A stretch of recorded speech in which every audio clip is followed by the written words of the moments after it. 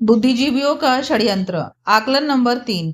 भारत में 800 ईस्वी के पूर्व जैसा भी धार्मिक सामाजिक माहौल था वह संतोषजनक स्थिति में था। आपको भी ऊपर लिखित 1500 साल की भारत की सत्ता व्यवस्था पढ़ने पर आभास हो गया होगा कि कोई भी और किसी भी प्रकार का उस काल में प्रदूषित ग्रंथों की चर्चा या उपलब्धता की प्रामाणिक पुष्टि नहीं होती है। इसी वजह से ऐतिहासिक प्रमाणों के आधार पर ईसा पूर्व 544 ईसा से लेकर ईसा बाद 800 ईस्वी तक जितने भी भारत में शासक हुए उस समय के काल को भारत का स्वर्ण काल बोला जाता था।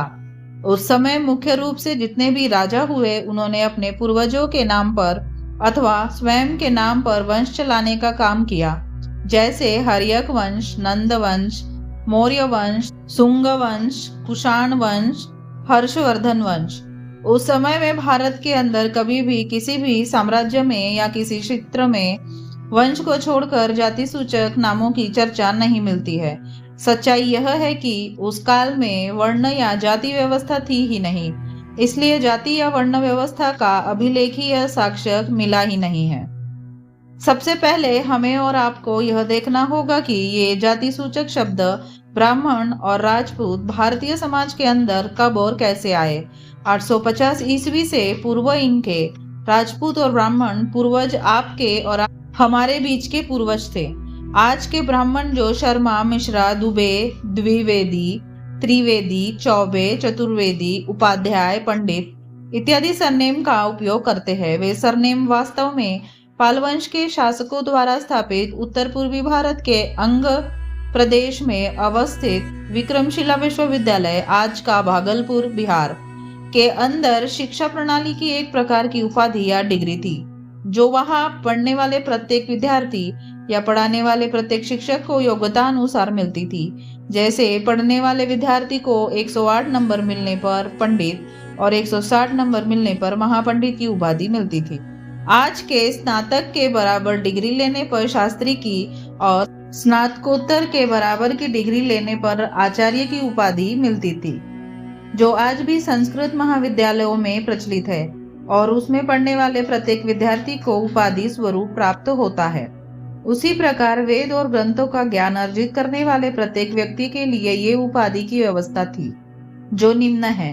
एक वेद या धर्म ग्रंथ पढ़ने वालों को मिश्रा, मुखर्जी, शर्मा और 2 वेद के विद्यार्थी को दुबे, द्विवेदी और 3 वेद के विद्यार्थी को त्रिवेदी, तिवारी, त्रिपाठी और 4 वेद के विद्यार्थी को चौबे, चतुर्वेदी, चट्टोपाध्याय कहा जाता था या सरनेम के रूप में लिखा जाता था।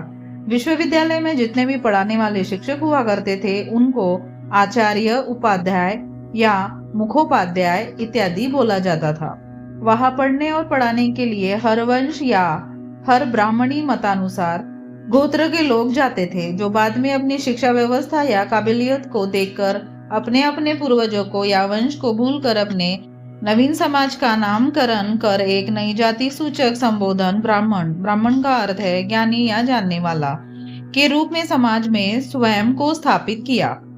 जैसे आज के कलाकार लोग हर समाज धर्म से मुंबई जाकर फिल्म उद्योग में काम करते हैं और बाद में उनकी एक अलग ही कलाकार जाति बॉलीवुडिया बनकर आपस में ही संबंध बनाना शुरू कर देते हैं। इसका एक छोटा सा उदाहरण दे रहा हूँ। पौराणिक मान्यताओं ब्राह्मणी मतानुसार के आधार पर भारतीय सभ्यता और समाज को सप्तऋषियों के वंशज या अनुयायी के तौर पर जाना जाता है। सप्तऋषियों ने वेद जैसे ग्रंथ की रचना किए हैं, यद्यपि अभी तक इसकी प्रामाणिक पुष्टि नहीं हुई है। भारतीय समाज को इन्हीं ऋषियों या का वंशज या अनुयायी मानते हुए हर उस ऋषि के अनुयायी या वंशज को ऋषि का नाम दिया गया और यह आगे चलकर ऋषि नाम का गोत्र ब्राह्मणी मतानुसार कहकर प्रचलित हुआ, जिनमें ऋषि नाम या गोत्र पहला गौतम, दूसरा कश्यप, तीसरा भारद्वाज, चौथा विश्वामित्र, पांचवा जमदग्नि, छठा वशिष्ठ, सातवां अत्रि था। लेकिन बाद में कुछ ऋषि मुनियों ने अपने नाम को जोड़कर 7 गोत्र से आगे किया, जिनमें कौशिक ऋषि, वत्स ऋषि, कौंडिन्य ऋषि, अगस्त ऋषि है और आज भी समाज में विद्यमान है। ब्राह्मणी मतानुसार भारत के अंदर जितनी भी जातियां हैं, सभी जातियों के अंदर इन 11 गोत्र में से कोई न कोई गोत्र विद्यमान है। हो सकता है किसी भाई बंधु को उनके या उनके पूर्वजों के व्यवहारिक जानकारी की कमी की वजह से गोत्र नाम मालूम नहीं होगा। आज भारत में जितने भी प्रकार के समाज है, सभी समाजों के अंदर किसी न किसी ऋषि का नाम का गोत्र समाहित है।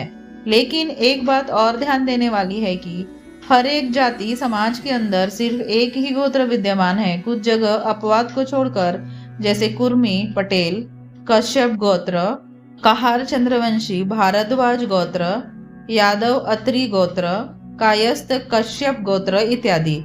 लेकिन मुख्य रूप से दो जातियों ब्राह्मण और राजपूत के अंदर सारे गोत्र विद्यमान हैं। इन दो जातियों के अंदर स्वगोत्र या एक समान गोत्र में शादी करने की प्रथा नहीं है।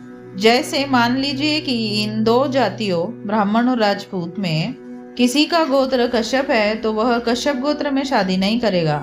इसके पीछे ब्राह्मण और राजपूतों का कहना है कि हम दोनों के पूर्वज कभी भाई रहे होंगे, इसलिए हम लोग आपस में शादी नहीं करते हैं। इससे साफ जाहिर होता है कि हर वर्ग या हर वंश या हर जाति के लोग जो भिन्न भिन्न गोत्र से संबंध रखते थे, वे लोग शिक्षा ग्रहण करने गए और शिक्षित होने के बाद अपने ज्ञानी होने के अहम या घमंड में अपने आप को अपने अपने समाज से अलग करते गए और एक नई जाति या समाज की स्थापना करते हुए उसका नाम ब्राह्मण रखा और उस वर्ग में शामिल हो गए।